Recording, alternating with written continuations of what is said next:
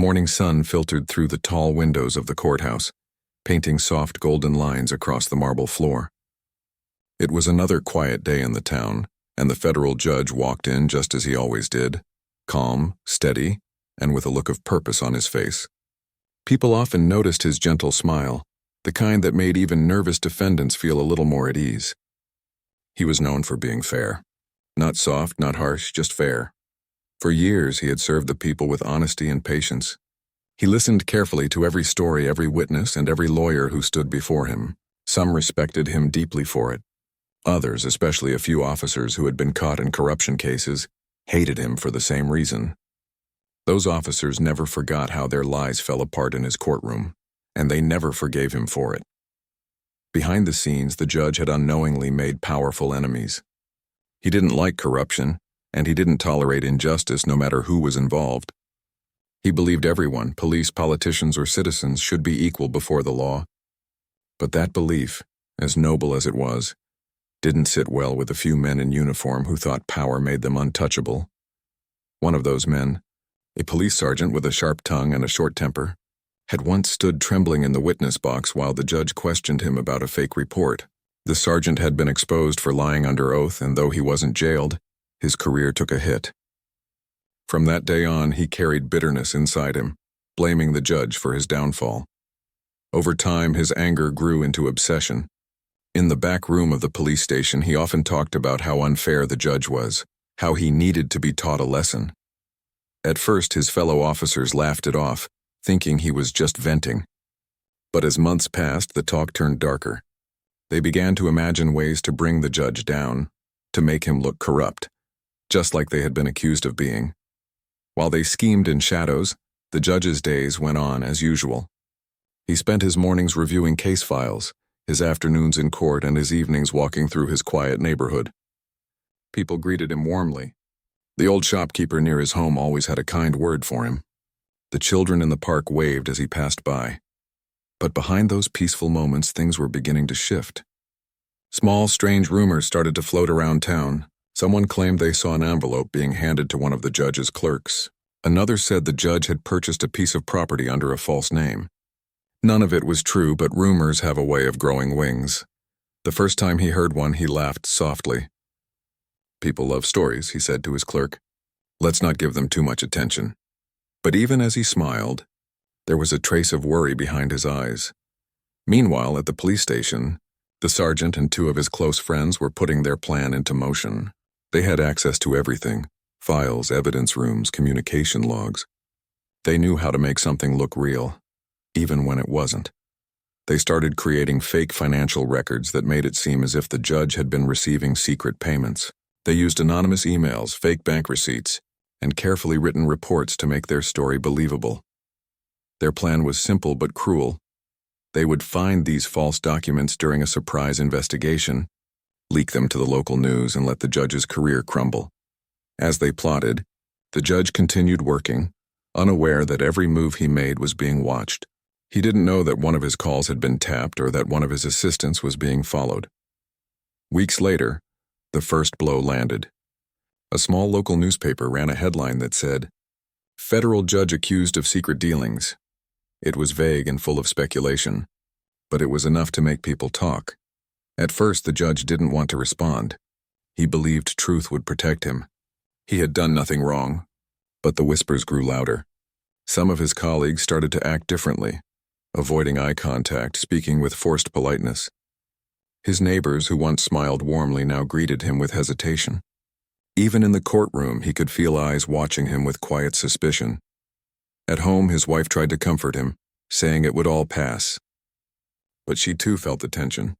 She noticed how he stared out the window longer than usual, how his hands trembled slightly when he poured his morning coffee. One evening, after a long day, he sat in his study surrounded by stacks of papers. He picked up the newspaper again, reading the lies that had been written about him. The words cut deeper than he expected. It wasn't just an attack on him. It was an attack on everything he had built his life upon. Yet he didn't lose his temper. Instead, he took a deep breath and whispered to himself, "The truth always finds its way. It always does. But the people framing him were not done yet. They needed something stronger, something undeniable, a scene that could be caught on camera, something that would break him completely. They came up with a bold move. They would plant evidence directly in his home. Late one night, two of the officers met in the back of a diner. They spoke in low voices, careful to avoid the eyes of the waitress. "We do this right and he's finished," one said. "A man like him doesn't recover from a scandal like this." The other nodded. "We'll make it look clean. We'll say it was a tip-off, anonymous, reliable. Once we find what we need, the press will handle the rest." Days later, the plan began to unfold. An anonymous source called the department, claiming that the judge had been keeping illegal documents in his home. Within hours, the same officers who had set him up were assigned to investigate. That morning, when the judge opened his door to find police officers standing there with a search warrant, his world tilted. He was stunned but composed. "What is this about?" he asked calmly. "It's just a routine check," one of the officers said, pretending not to meet his eyes. He allowed them in, trusting that the law would protect him. He watched as they searched through his study, his drawers, his cabinets. And then one of them called out, "Sir, can you explain this?" He turned and froze. There on his desk was an envelope full of cash. He stared at it, confusion and disbelief washing over his face. "That's not mine," he said firmly. "I've never seen that before." But the officers were already exchanging looks, pretending to whisper among themselves. One of them stepped outside to make a call. The judge stood in silence, realizing what was happening. They weren't searching for truth, they were creating a lie. Within hours, news vans gathered outside his home. Cameras flashed as he was escorted to a police car. Reporters shouted questions he couldn't even understand through the noise. For the first time in his life, he felt truly powerless. Inside the car, as it drove away, he looked out the window at the flashing lights and the crowd of onlookers. Some faces looked angry, others disappointed. It was as if years of honesty had been erased in a single moment. At the police station, he sat quietly in a small room. The officers who had framed him avoided his gaze. They pretended to be professional, asking questions they already knew the answers to. He could feel their satisfaction, their hidden smirks. By evening, the story had spread everywhere. News channels replayed the footage of him being led into custody. Online, people wrote comments filled with judgment and mockery. Strangers who once admired him now called him a disgrace. But even in that dark hour, the judge didn't break. He kept his voice calm, his words clear. "I have faith in the truth," he said quietly, "and I believe it will speak louder than lies." When he was finally released on bail, he returned home to silence. His wife's eyes were swollen from crying. Neighbors avoided looking at them. The town that once respected him now treated him like a criminal. That night, he sat alone in his study. The same room that once held his proudest moments now felt like a prison. The clock ticked softly in the background as he stared at the piles of papers on his desk. He could hear the faint sound of rain tapping against the window. He knew that fighting back wouldn't be easy. The people who had set him up had power, connections, and a plan. But he also knew one thing: they had made a mistake. They had underestimated him. He was not a man who gave up. He was not a man who ran away from injustice. And deep down, he knew this was only the beginning of a long battle for truth. As the night stretched on, the judge closed his eyes and whispered a quiet prayer, not for revenge, but for justice. Somewhere inside him, a fire began to burn. He didn't know how or when, but he was certain that the truth would come out, and when it did, it would shake everything. The next morning arrived quietly, but the silence in the judge's house was heavy. He hadn't slept all night. His mind replayed every moment from the day before: the officers stepping into his home, the envelope on his desk, the flashing cameras outside. Each memory felt like a wound that refused to heal. He sat by the window with a cup of untouched coffee. The sky was gray and the air felt heavy, as if the whole town carried his shame. From the street below, he could hear faint voices, neighbors whispering, curious eyes glancing toward his house. For years, people had respected him. Now he was a story for gossip. His wife walked in quietly, holding the newspaper. She didn't need to say anything. The headline said it all. His picture was printed on the front page with bold words questioning his honesty. Judge under investigation for corruption. He looked at it for a long time, his face unreadable. Then he folded the paper and set it aside. "It's all lies," he said softly. His wife nodded, but her eyes were full of worry. She had believed in justice all her life, just like him. But now even she felt how cruel and slow justice could be when lies moved faster. Later that day, his lawyer came over, a calm, older man who had known him for years. He looked through the reports and evidence collected by the police. After a long silence, he sighed. "They've made it look real," he said. "Very real. Whoever did this planned it carefully." The judge nodded slowly. "Then we'll find out who they are," he replied. The lawyer gave a small smile, one that mixed sadness with determination. "We will, but it won't be easy. You need to stay strong. They'll try to break you," the judge's calm voice returned. "They already tried," he said. "Now it's my turn to fight back." But outside, the world had already made up its mind. Television channels debated his innocence. Commentators called him a symbol of a broken system. Social media was filled with harsh words. People who didn't even know him judged him. Inside the courthouse, whispers spread among other judges and lawyers. Some pitied him. Others distanced themselves. Nobody wanted to be connected to a scandal. Days passed slowly. Every morning brought another article, another lie, another photo of him looking tired and defeated.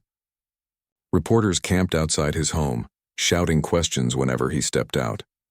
He stopped going for walks, stopped visiting old friends. He felt trapped in his own world. Then came the worst part, the suspension letter. It arrived one afternoon, sealed and official. He opened it with shaking hands. The words were cold and formal. He was being temporarily removed from duty until the investigation ended. He read the letter twice, then placed it on his desk. For a moment, he just sat there staring into space. The courtroom had been his life for decades. Every judgment, every case, every decision, he had poured his soul into it. And now, it was gone, taken away because of lies. That night, he sat in the dark, his face half lit by the faint glow of a lamp. His wife found him there, silent, staring at nothing. "You have to eat something," she said softly. He didn't answer. She sat beside him, placing her hand on his. "You've spent your life helping others find justice. Now you have to find it for yourself." He finally looked at her and nodded. "I will, I promise." The next day, he met his lawyer again. Together, they started reviewing every detail of the so-called evidence. The money found at his home, the false documents, the bank receipts, all of it seemed too perfect, too neatly arranged. It was almost as if someone had written a script. "We'll start with the search video," his lawyer said. "Body cameras. Every officer wears one now. Let's get the footage." When they requested the footage, the police department hesitated, claiming it was under internal review. That only made them more suspicious. After days of back and forth, they finally got a copy. They played it on a laptop in the living room. The video showed the officers entering his house, walking around and searching drawers. Everything looked routine, until a small detail caught the lawyer's eye. "Wait," he said, pausing the video. "Look at that." The timestamp jumped suddenly, skipping several seconds. It wasn't a technical glitch, it was edited. The lawyer rewound and played it again, frame by frame. Just before the envelope appeared, one of the officers moved out of view. Then the video cut slightly, and when it resumed, the envelope was on the table. The judge leaned closer. His eyes narrowed, not with anger, but with focus. "There," he said quietly. That's when they planted it. They now had their first piece of real evidence that something was wrong. But they needed more. Over the next few days, the lawyer made discreet calls trying to find anyone inside the department willing to talk. Most officers stayed silent, afraid to get involved.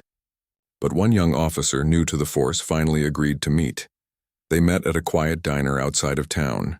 The young man looked nervous, glancing around before speaking. "I can't talk for long," he whispered. "But I know something's not right. I saw the sergeant with that envelope before the search." The lawyer leaned forward. "You're sure?" He nodded quickly. "I was told to stay quiet. They said it was just a routine prop for the operation. But I didn't like it. It felt wrong." That one sentence was enough to light a spark of hope. The lawyer thanked him and promised his name wouldn't be revealed. As they drove home, the judge sat quietly in the back seat. For the first time in weeks, there was a faint light in his eyes. "He's scared," he said softly. "If he's scared, it means they know they did something wrong." The lawyer nodded. "And fear always leads to mistakes." They decided to gather everything before going to higher authorities. They needed undeniable proof, not just suspicion. But as they worked, the police officers who framed him started to feel uneasy too. One evening at the station, the sergeant called his two partners into the back office. His voice was low but tense. "We need to make sure no one talks. If that kid says anything, it's all over." One of them shifted nervously. "He's not going to risk his job." The sergeant slammed his hand on the desk. "You don't know that. He's young, and young people panic. We can't afford loose ends." They didn't realize that their panic would be the very thing that exposed them. Meanwhile, the judge's lawyer filed a formal request for the chain of custody report, the official document showing how the evidence was handled. When it arrived, something strange stood out.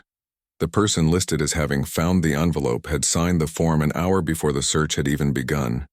It was a mistake. A small one, but enough to prove fabrication. "This is it," the lawyer said. "We've got them cornered." But they needed a bigger hand to deal with the matter, the FBI. It was no longer just about a false case. It was about corruption and abuse of power within the police department. When the FBI received the file, they didn't announce anything. They quietly started looking into the officers' activities, checking phone records, financial movements, and internal messages. Within days, they discovered deleted conversations and hidden transfers, small bribes exchanged to keep people silent. The judge didn't know about all this yet. He only knew that something was finally moving. But he still carried the pain of humiliation. One night he stepped outside for the first time in weeks. The town was quiet.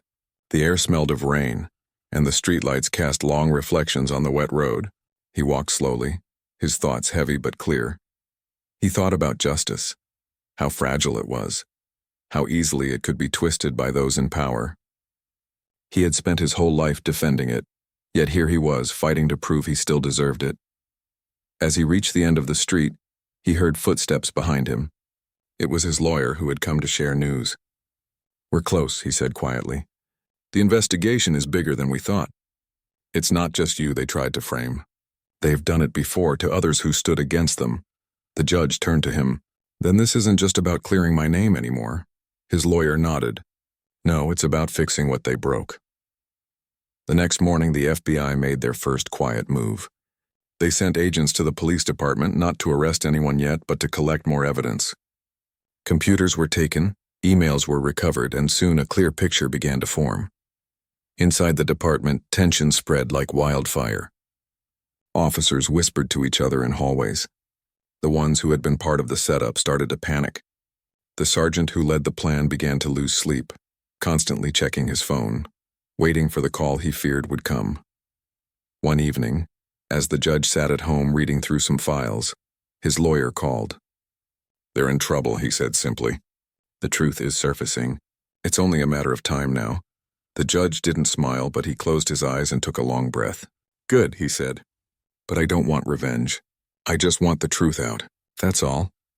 He knew that no matter how the story ended, his reputation had already taken damage that would take years to heal.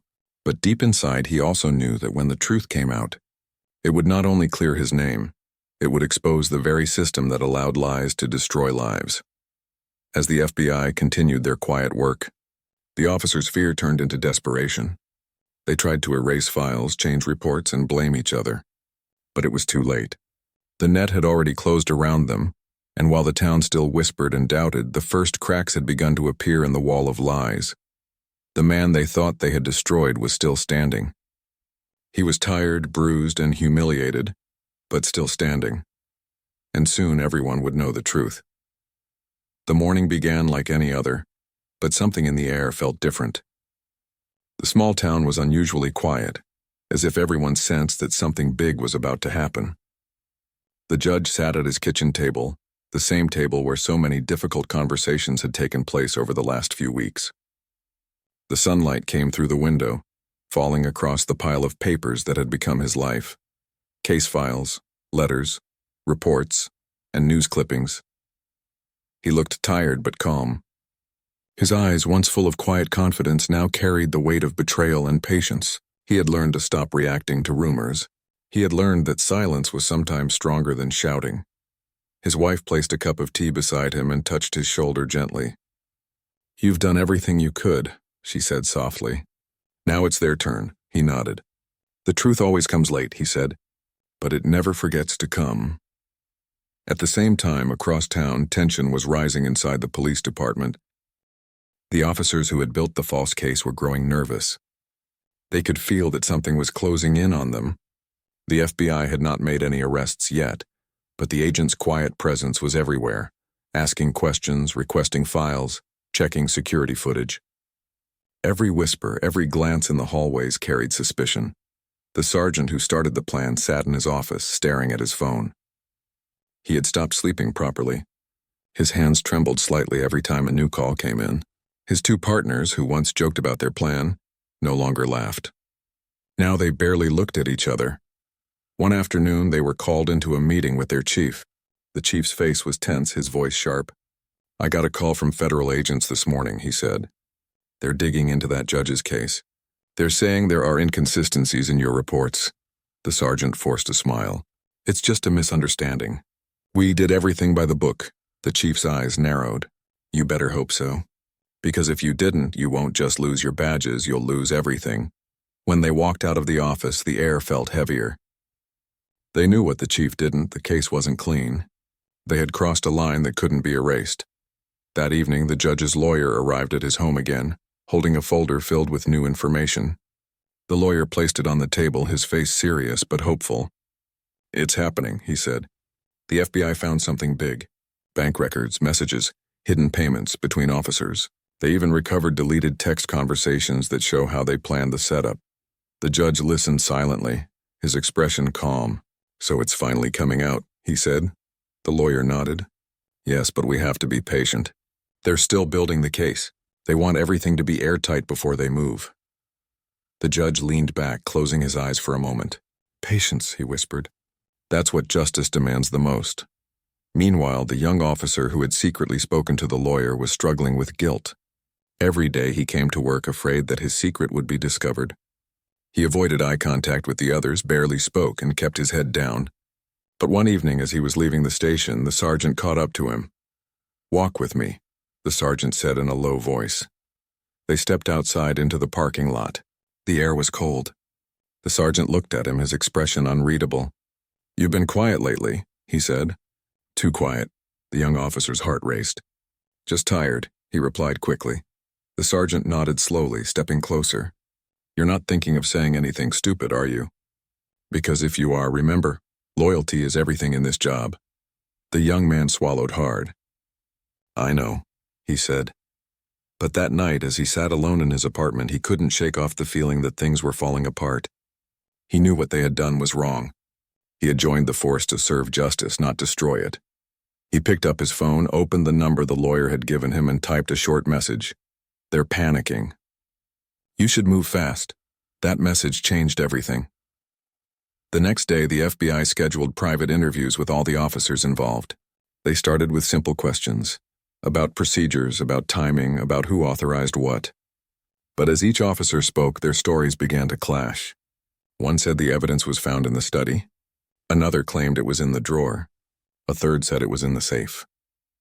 The agents took notes quietly, never showing emotion. But they knew what they were hearing. Lies unraveling. Word spread quickly that the department was under investigation. Local media began to pick up hints of corruption.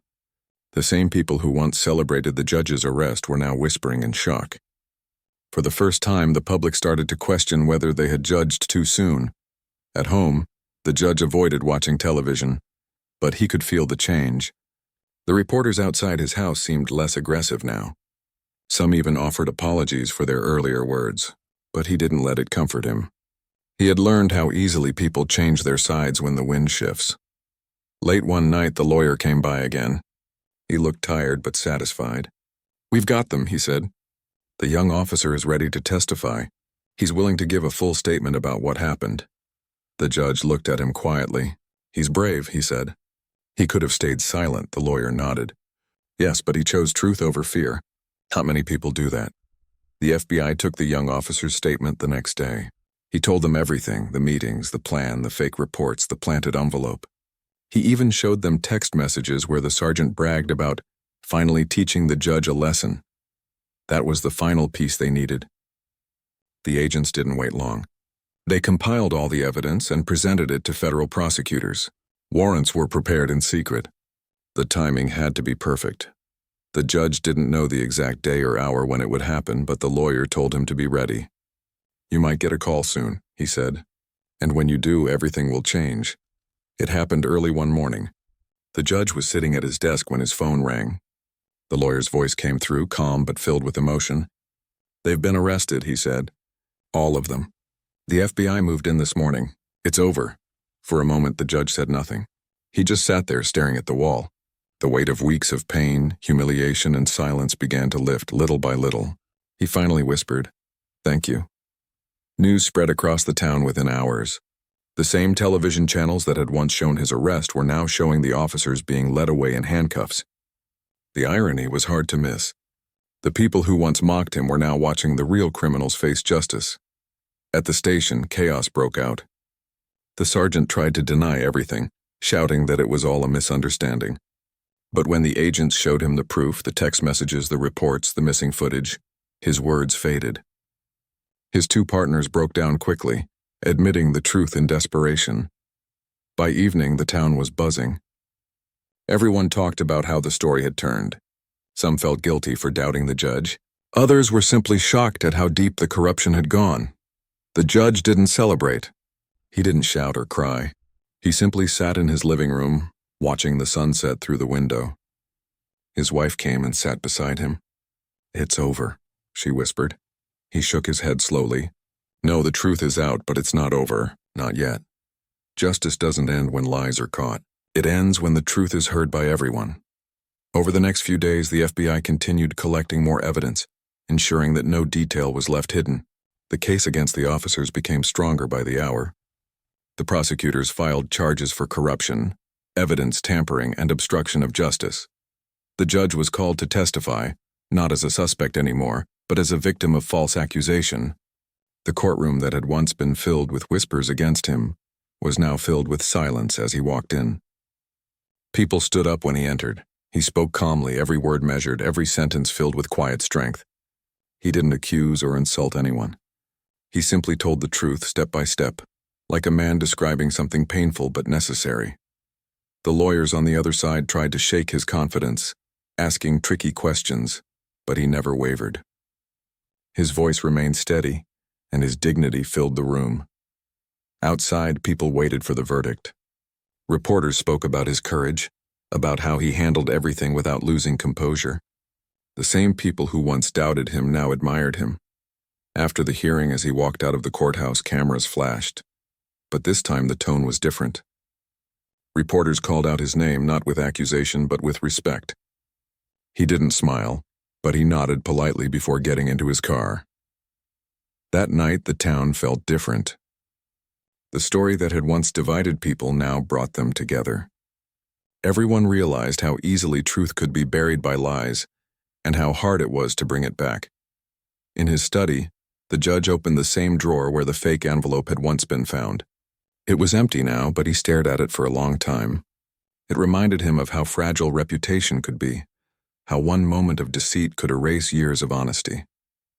He closed the drawer gently and whispered, "They thought they broke me, but they only taught me how strong truth can be." Outside, the town lights glowed softly, and for the first time in months, he felt peace. The road to justice had been long, painful, and unfair, but it had led to the truth. And deep down, he knew that the hardest part, the humiliation, the waiting, the silence, had all been worth it. Because now the world knew the truth, but even as peace began to settle, another chapter was still waiting. The officers who once laughed behind his back would soon stand before the same kind of courtroom he had once ruled. And when that day came, he would be there, not as a victim, not as an enemy, but as a witness to justice finally returning home. The nights had become longer for the judge, but this one felt different. There was a strange stillness in the air, like something hidden was about to come to light. The pressure of the false accusations still weighed on his shoulders, yet somewhere deep inside him, hope had begun to spark again. His lawyer had been working quietly for weeks, digging through files, speaking to contacts, trying to uncover even the smallest detail that could expose the truth behind the setup. Then, just after midnight, a call came through. It was the lawyer, his voice low but urgent. "There's someone who wants to talk. He says he knows what really happened the night they searched your house." The judge sat up, his heart pounding. He didn't dare hope too much. He'd been let down before, promised justice that never came. But there was something different in the lawyer's tone this time, a quiet certainty. They met in a small office at the back of a closed cafe the next morning. The lawyer had already spoken to the man who wanted to meet them, a young police officer who had been part of the team that arrested the judge. When the door opened, the officer looked pale, his uniform neatly pressed but his hands trembling. He couldn't look the judge in the eye at first. The lawyer gently said, "You don't have to be afraid. Just tell us what you know." The officer took a deep breath, his voice shaking as he began. "It wasn't supposed to go that far," he said. "They told us it was just a routine check, that the judge was being watched for taking bribes. I didn't know they were going to plant things in your house. I swear I didn't." The judge listened silently. Every word felt like a sharp knife, cutting through weeks of humiliation and confusion. The officer continued, explaining how his superiors had planned the whole thing, how they had created fake documents, used a planted informant, and even paid a technician to manipulate camera footage. When he finished, the lawyer asked, "Why are you coming forward now?" The officer's eyes were wet. "Because I can't live with it anymore," he said. "You didn't deserve what they did to you, and I have proof. I saved copies of the messages and the recordings." He pulled out a small flash drive from his pocket and placed it on the table. The lawyer immediately called his assistant to secure it. The officer sat quietly, his shoulders shaking. "They'll destroy me for this," he whispered. The judge finally spoke, his voice calm and steady. "Sometimes the price of truth is heavy, but you're doing the right thing." Within days, the evidence was in the hands of the FBI. It didn't take long for the federal agents to recognize what had happened, a clear conspiracy by local officers to frame a sitting federal judge. The Bureau decided to move carefully. They didn't want to alert the local police department too soon. For the next 2 weeks, FBI agents worked quietly, reviewing body cam footage, interviewing witnesses, and tracing bank accounts. What they found confirmed everything the young officer had said: false warrants, doctored evidence, and even payments made through hidden accounts. Meanwhile, the judge kept to himself, still under suspension but finally breathing a little easier. His lawyer had told him to stay calm and let the process unfold. But the waiting was hard. The same reporters who had once chased him for interviews now avoided his name. Neighbors who used to greet him every morning still didn't know what to believe. Then came the call that changed everything. It was from the FBI field office. The voice on the line said, "Sir, we need you to come in tomorrow morning. We think you'll want to hear this in person." The next day, the judge and his lawyer arrived at the Bureau's downtown office. Inside a glass-walled conference room sat 2 federal agents. On the screen in front of them was a paused video, grainy security footage from the night of the judge's arrest. One agent pressed play. The video showed the officers entering the judge's home. Everything seemed normal at first until one officer reached into his vest pocket and slipped something into the judge's drawer, a small envelope. Then, another officer distracted the camera while the first whispered something under his breath. The timestamp on the video didn't match the official report. The agents paused the clip and looked at the judge. "We verified this with the body cam data," one said. "This was planted evidence." The lawyer leaned forward, his voice tight. "Can we confirm which officers were involved?" The agent nodded. "We've identified 4. We're moving forward with internal charges first, but soon this will go public." For a moment, no one spoke. The judge's eyes stayed fixed on the frozen image on the screen, the moment that had almost destroyed his life. He felt anger rise inside him, but he didn't let it spill over. Instead, he took a deep breath and said quietly, "Thank you. Thank you for doing what's right." The FBI began preparing its case. They collected statements, retrieved deleted messages, and built a timeline showing exactly how the plan was executed. Every step the corrupt officers had taken was now under the spotlight. A few days later, those same officers were called into a mandatory meeting at their department. They walked in confidently, expecting to hear that the investigation against the judge was finally closing. But when they stepped into the room, their smiles faded. At the end of the long table sat several men and women in dark suits. Federal badges glinted under the lights. One of the agents spoke first, her voice calm but firm. Gentlemen, please have a seat. We have some questions regarding your recent activities. Confused, one of the officers laughed nervously. What's this about? The agent slid a folder across the table. Inside were copies of text messages, photos, and financial records. The room went silent. Another agent leaned forward. We have evidence that you falsified reports, planted evidence, and conspired to obstruct justice in the case involving the federal judge. You have the right to remain silent.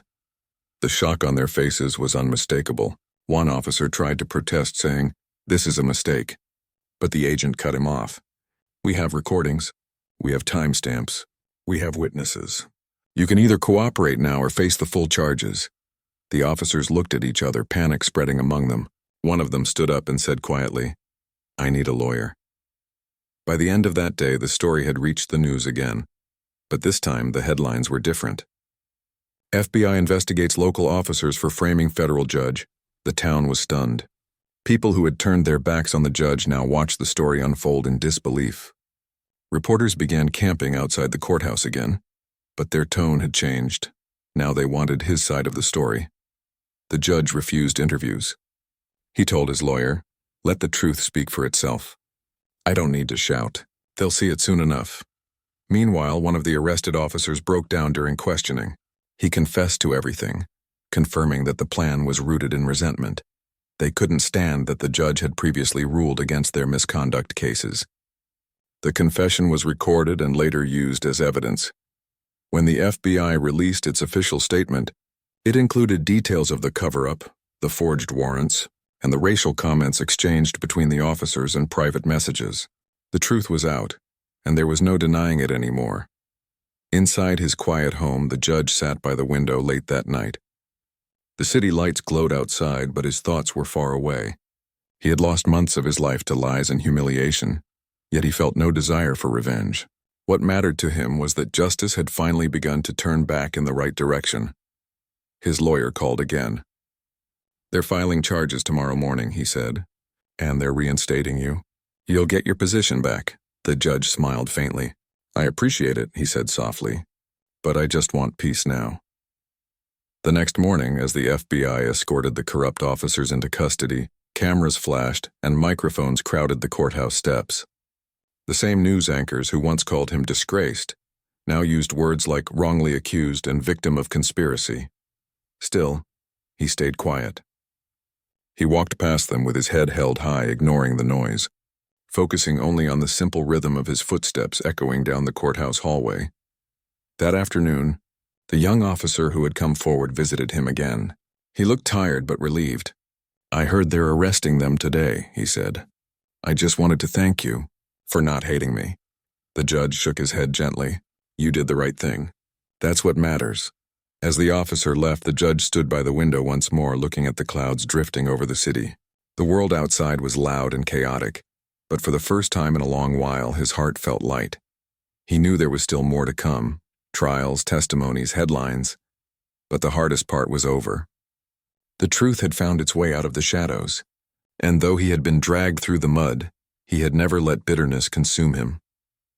Somewhere in another part of town, the same officers sat in holding cells, their faces pale, their confidence gone. They whispered to each other about what might happen next, knowing that their badges would no longer protect them. One of them muttered, "He'll never forgive us." Another replied, "He doesn't have to. It's not his forgiveness we need now." That night, as rain began to fall softly against the courthouse windows, the judge closed his eyes and whispered a quiet prayer, not for revenge, but for closure. Because deep down he knew what many people forget: justice doesn't always come quickly, but when it does, it arrives like thunder after a long storm, loud, clear, and unstoppable. And this time it was coming for those who thought they were untouchable. The world would soon see them for who they really were. The curtain had lifted, the truth was out, and there was no going back. The day of the hearing arrived quietly, yet the air outside the courthouse felt heavy, almost charged. Reporters stood in long lines along the steps, cameras flashing every few seconds, their voices overlapping as they spoke into microphones. People from all over the city had come to see what would happen. Some came out of curiosity, others out of guilt for having believed the lies. Everyone wanted to witness how the story would end. Inside, the courtroom was calm but tense. The judge sat at the front, not as an accused man this time, but restored to his rightful place, robed once again in the symbol of his honor.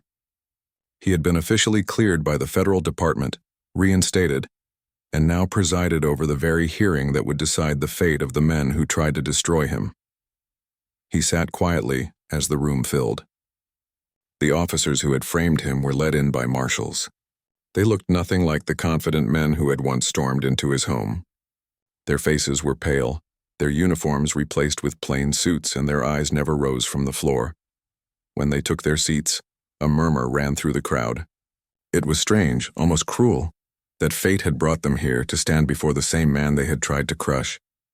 But this time, power had shifted. The prosecutor began by laying out the facts, presenting the evidence the FBI had gathered. Every message, every fake report, every bank transfer was read aloud. The courtroom was silent except for the soft hum of the air vents and the steady voice of the prosecutor. One by one, the lies were uncovered: the fake warrant, the planted envelope, the tampered footage. Every detail came alive on the screens as the recordings played. The courtroom gasped when they heard the officers' own voices in those secret recordings, laughing about how they would teach the judge a lesson. The officers shifted uneasily in their seats. The man who had been their leader clenched his jaw, his hands gripping the table. But there was no strength left in him.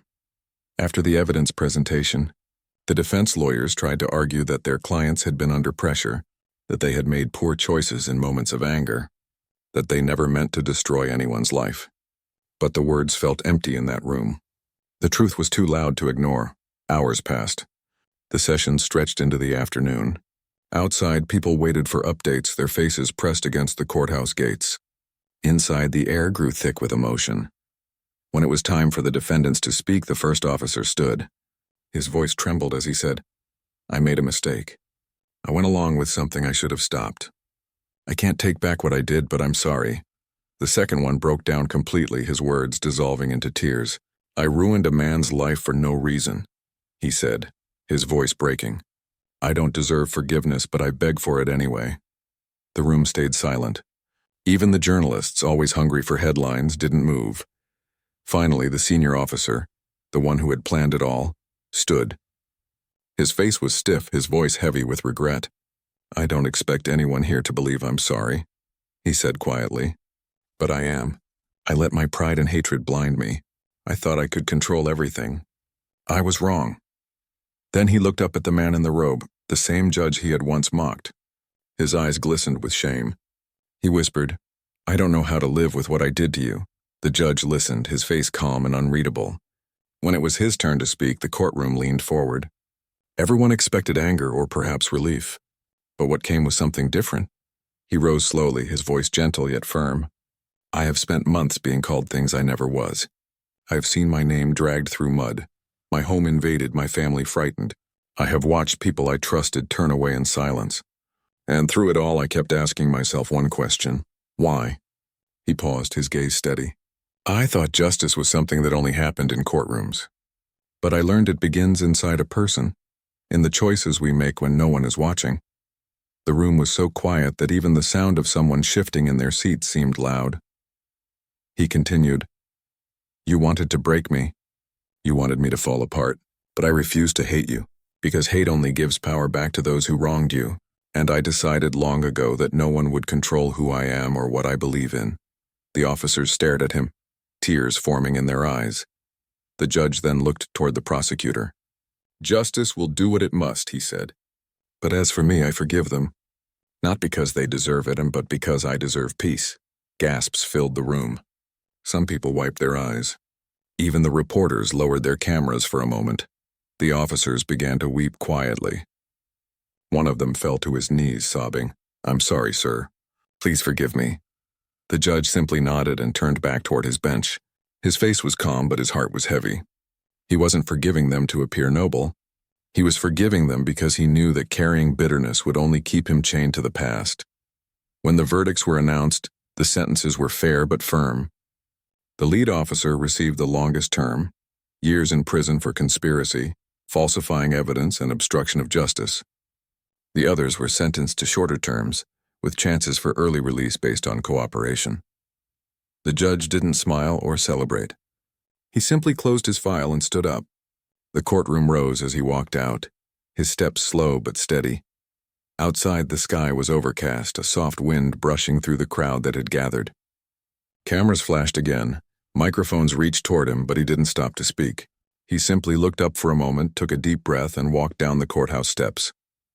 As he reached the car, the young officer, the whistleblower who had helped expose the truth, approached him. "They wanted me to stay away today," the young man said quietly, "but I needed to be here." The judge smiled faintly. "I'm glad you came." The young man looked ashamed. "I can never undo what I was part of." The judge placed a hand on his shoulder. "You already did undo it, and by choosing truth. That's what matters now." For a moment they stood there in silence, surrounded by the noise of the crowd. Then the judge turned to leave, but the young officer called out softly, "Do you think people will ever trust again, after everything that happened?" The judge looked back, his eyes calm. "Trust doesn't return all at once," he said, "but truth always plants the first seed." That night the judge returned home for the first time since his reinstatement. His house was quiet, the lights warm. The same living room that had once been filled with chaos now felt peaceful again. He walked slowly through the rooms, touching the walls, the shelves, the same desk where the officers had once planted false evidence. He paused by the window, staring out at the city lights below. Everything looked the same, but it all felt different now.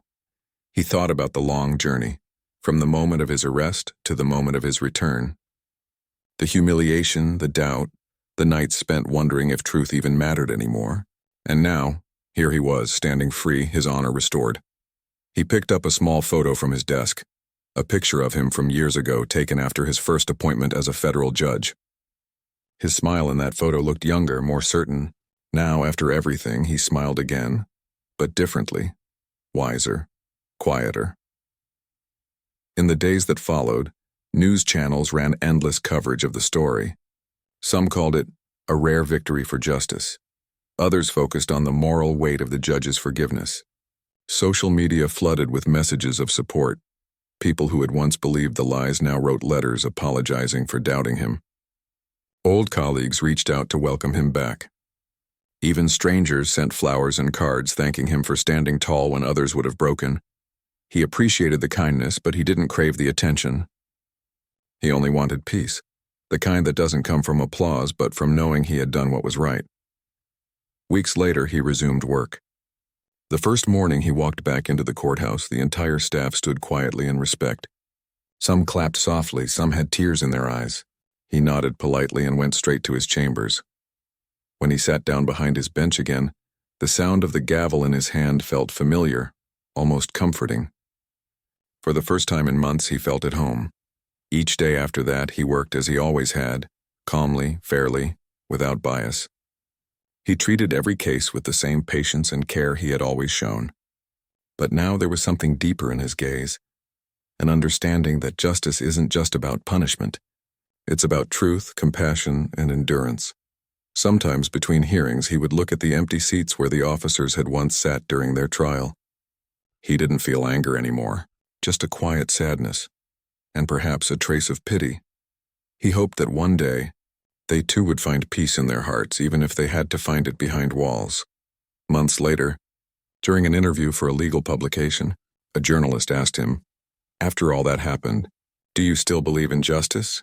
He smiled gently and said, "Now more than ever, because I've seen what happens when people try to bury it. No matter how deep they dig, truth always finds a way to rise."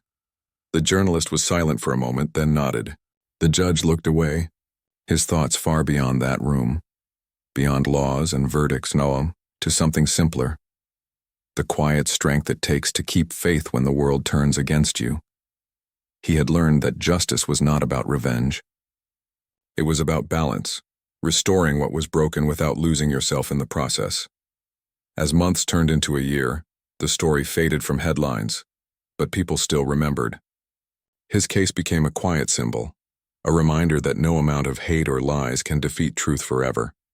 And though he never sought fame or glory, his calm dignity became a lesson to others, that forgiveness is not weakness, and that standing tall in the face of lies is the truest form of strength. One evening, as the sun set outside his office window, he closed the last file of the day and leaned back in his chair,